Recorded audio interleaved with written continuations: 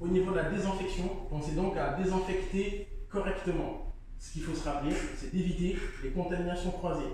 Qu'est-ce que ça veut dire? On évite de récupérer des bactéries quelque part pour les redéposer ailleurs. La technique elle est simple, il vous faut absolument un produit désinfectant, détergent désinfectant. Pensez à bien plier vos lavettes au moins en 4. Une face ne sert qu'une seule fois. Vous ne devez pas passer 2 fois au même endroit avec la même face. Pensez donc à changer régulièrement les faces de votre lavette pour désinfecter efficacement. Donc on pense contamination croisée, on évite de récupérer les bactéries à un endroit pour les redéposer ailleurs. C'est comme ça qu'on désinfecte efficacement. Excusez-moi monsieur, est-ce que le produit il faut mettre directement sur la lingette ou sur le mobilier concerné par la désinfection? Très bonne question.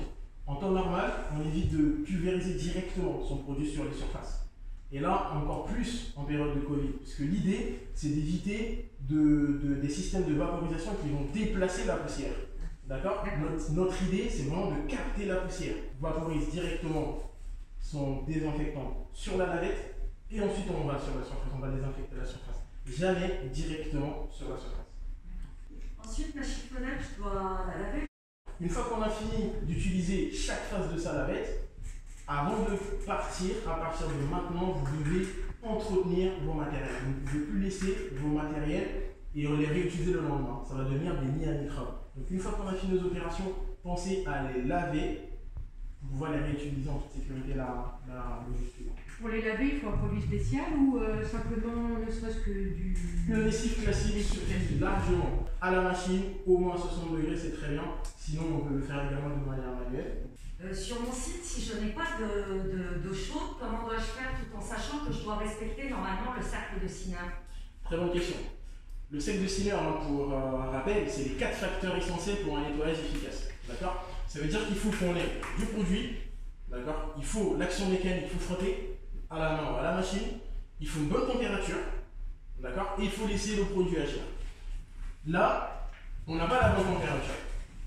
Donc le cercle de Siner ressemble à ça. Donc dans des conditions idéales, chaque facteur est d'égale importance. D'accord? Donc la température qui représente 25% de l'action, on a parlé du temps d'action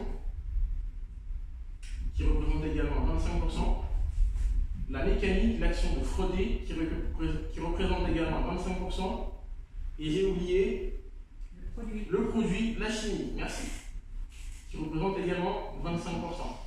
D'accord? Donc ça c'est dans le cas idéal. Maintenant, on n'a pas la bonne température. On aura le cercle de Siner, mais qui va changer de forme. Du coup, ça va nous amener à quoi quand on n'a pas la bonne température? À frotter plus à frotter un peu plus. Donc, la mécanique, elle va prendre sur la température. On sera emmené à mettre peut-être un peu plus de produit. Donc du coup, notre cercle de Siner sera déséquilibré. Mais on aura quand même les 4 facteurs.